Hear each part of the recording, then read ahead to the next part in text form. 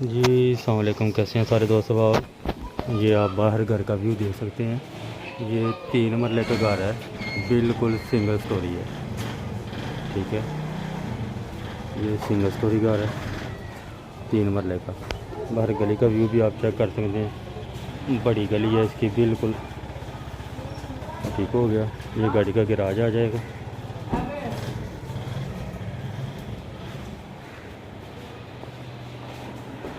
Open hall,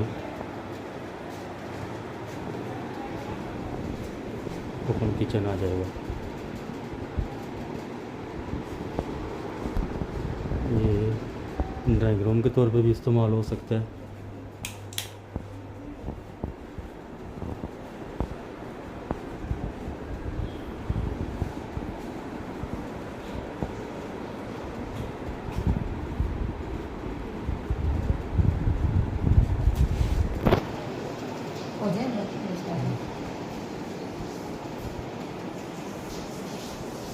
इसका washroom आ जाएगा, दोनों कमरों के साथ अटैच वॉशरूम बना हुआ। ठीक है, ये मास्टर बेडरूम है, सिंगल स्टोरी है, 3 मरले का। जफराबाद रोड, पुलक नेकापुरा मस्जिद रोशनदीन वाली गली के अंदर ये 3 मरले का घर मौजूद है।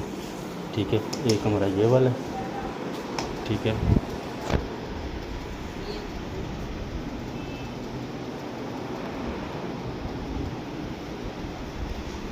तीन कमरे, वाशरूम, ओपन किचन, छोटी गाड़ी का गैराज, सिंगल स्टोरी।